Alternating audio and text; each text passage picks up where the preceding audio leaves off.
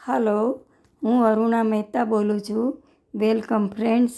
કૃષ્ણ પ્રિયામાં તમારું સ્વાગત છે. આજે આપણે ગીતાના 17મા અધ્યાય વિશે વાત કરીશું.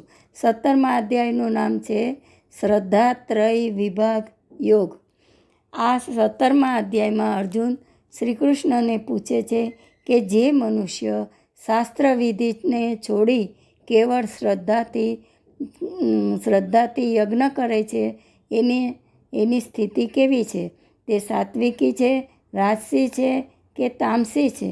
શ્રી કૃષ્ણ ત્યારે જવાબ આપે છે કે હે અર્જુન, મનુષ્યમાં ઉત્પન્ન થયેલી આ શ્રદ્ધા સાત્વિકી, રાજસી કે તામસી એમ 3 પ્રકારની હોય છે.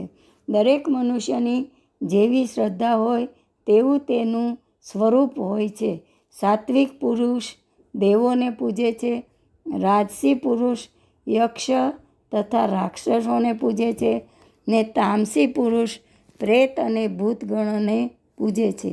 જે મનુષ્ય શાસ્ત્રવિધિ રહિત કેવળ મનથી વિચારીને ઘોર તપ કરે છે, દંભ અને અહંકારયુક્ત કામનાઓ અને આસક્તિના બળથી પ્રેરાઈને કેવળ અભિમાનથી યુક્ત છે, તેઓને આસુરી નિશ્ચયવાળા જાણ. પ્રત્યેક પ્રાણીના આહાર, યજ્ઞ, તપ અને દાન એ પણ 3 પ્રકારના હોય છે. આયુ, સત્વ, બળ, આરોગ્ય, સુખ, પ્રીતિ, બુદ્ધિ કરનાર, રસવાળા, સ્નિગ્ધ, સ્થિર, હૃદયને આનંદદાયક આહાર સાત્વિક મનુષ્યોને પ્રિય હોય છે.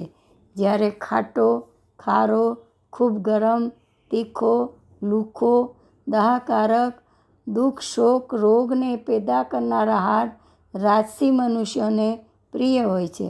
જ્યારે વાસી, ઠંડો, નીરસ, દુર્ગંધવાળો, એઠો, અપવિત્ર આહાર તામસી મનુષ્યોને પ્રિય હોય છે.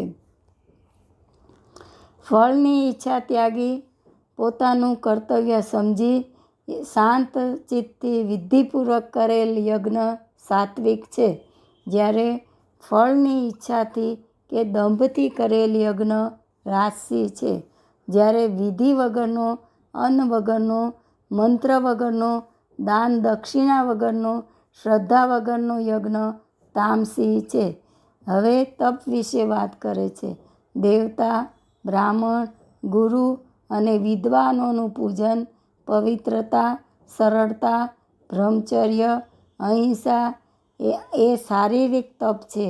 ઉદ્વેગ ન કરે, પ્રિય, હિતકારી વચન તથા સ્વાધ્યાયનો અભ્યાસ અને વાણીમય તપ છે એ વાણીમય તપ છે. મનની પ્રસન્નતા, સૌમ્યતા, મૌન, આત્મા ઉપરનો કાબુ અને ભાવનાની શુદ્ધિ એ માનસિક તપ છે. ફળની ઈચ્છા વગરનું પરમ શ્રદ્ધાથી યોગી પુરુષો વડે કરાયેલ એ તપને સાત્વિક તપ કહે છે. જ્યારે કોઈના સત્કારાર્થે, માનાર્થે અથવા પૂજનાર્થે દમપૂર્વક જે તપ કરાય છે તે અસ્થિર અને નાશવંત તપ રાજસી છે. જ્યારે બીજાનું અનિષ્ટ કરવા માટે અજ્ઞાનપૂર્વક હઠથી મન, વાણી, શરીર પીડા માટેનું તપ તામસ છે. હવે દાન માટે વાત કરે છે. કર્તવ્ય સમજીને દેશ, કાળ અને પાત્રનો વિચાર કરીને જે ધન આપવામાં આવે છે તે દાન સાત્વિક છે. બીજા ઉપર ઉપકાર કરવા માટે ફળને ઉદ્દેશીને કચવાતા મનથી જે દાન અપાય છે તે રાજસી છે. જ્યારે અયોગ્ય દેશકાળમાં અપાત્રોને સત્કાર વિના અપમાનપૂર્વક જે દાન અપાય છે તે તામસ છે.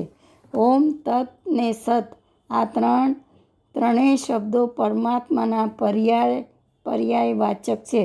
બ્રહ્માજીએ બ્રાહ્મણોની ઉત્પત્તિ ઓમમાંથી કરી. તે જ પ્રમાણે વેદ તથા યજ્ઞ પણ ઓમમાંથી સર્જાયા છે. માટે તપ, યજ્ઞ, દાન વગેરે કર્મોમાં શાસ્ત્ર પ્રમાણે વેદને જાણનાર ઓમનો ઉચ્ચાર કરે છે. જે ફળ મેળવવા ઈચ્છતા નથી ને મોક્ષની ઈચ્છા કરે છે તે માણસો કર્મ કરતી વખતે તત્ શબ્દ બોલે છે. સારી ક્રિયાઓ, સારી ઉત્તમ ભાવનાઓ અને ઉત્તમ વિચારોમાં સત શબ્દ વપરાય છે. યજ્ઞ, તપ, દાન કરતી વખતે જે સ્થિતિ દેખાય છે તેનું વર્ણન સત શબ્દથી થાય છે. તેને નિમિત્ત રાખીને જે કાર્ય કરીએ તે પણ સત કહેવાય. હે અર્જુન, મનુષ્ય યજ્ઞ, દાન, તપ કરે પણ શ્રદ્ધા ન હોય તો બધું જ અસત ગણાય છે. અને આવી રીતે કરેલા અસત કર્મો આ લોકમાં તો ફળ આપતા નથી, પણ તેનું ફળ પરલોકમાં પણ મળતું નથી. જય શ્રી કૃષ્ણ.